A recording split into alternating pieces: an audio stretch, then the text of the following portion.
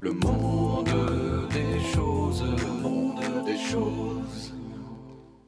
Et ce soir, le vinaigre balsamique. Ouais, pendant toute mon enfance, le vinaigre, c'était ça.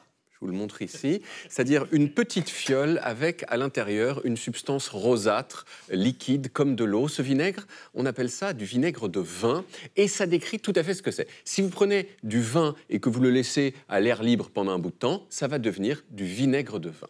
Et puis, progressivement, à partir des années 90, le vinaigre de vin a été remplacé par ça. Un vinaigre noir comme du charbon qu'on appelle le vinaigre balsamique. Alors, à votre avis, ça veut dire quoi, balsamique?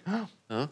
Bah alors là, Non, ça ne vient pas d'une ville. Balsamique, c'est l'adjectif qui va avec le mot baume. Un baume, c'est une substance, souvent une pommade qui est faite pour soigner, ce qui était exactement la fonction de ce vinaigre au Moyen-Âge.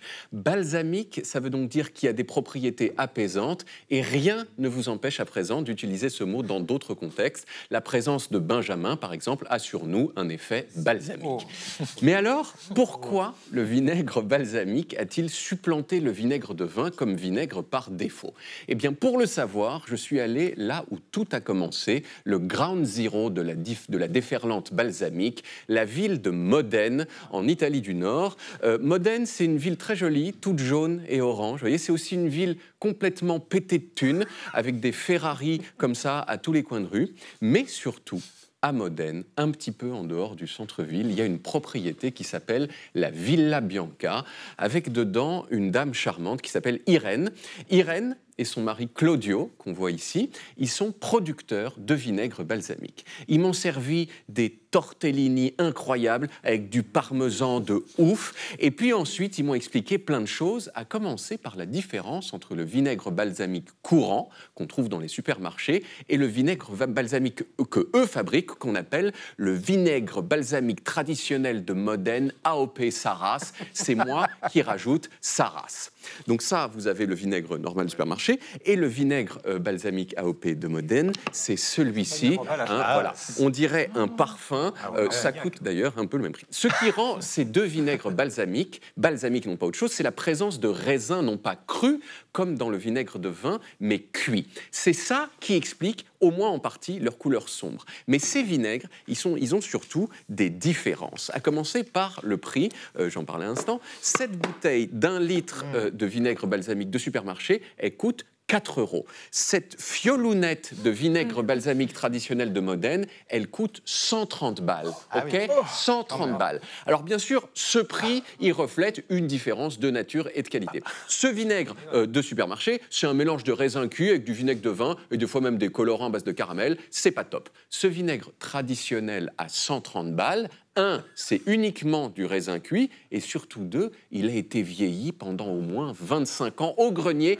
dans des tonneaux que Irène m'a montrés, des tonneaux de plus en plus petits, ça c'est trop mignon, de plus en plus petits à mesure que le vinaigre qu'il contient s'évapore. Regardez-moi ça. Et bien sûr, plus les années passent, plus le vinaigre obtenu est dense et visqueux et lourd. Et je peux vous le prouver. Si vous mettez cette fiole de vinaigre de 25 ans d'âge sur une balance, vous voyez, je l'ai fait pour vous, vous voyez qu'elle pèse 399 grammes.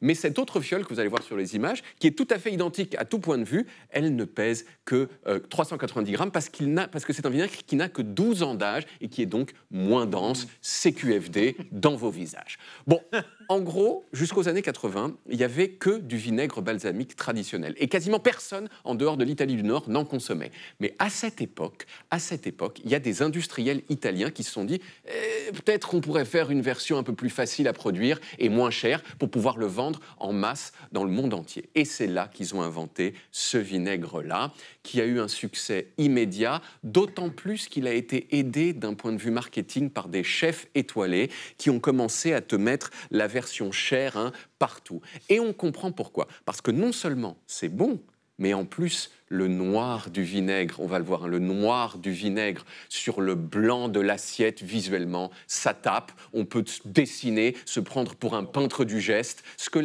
les chefs, d'ailleurs, faisaient à foison à cette époque. Regardez comme c'est beau, ça a vachement plus de gueule que le vinaigre de vin. Hein. Ah. Merci. Ah, et Benjamin, voilà, ça c'est pour vous.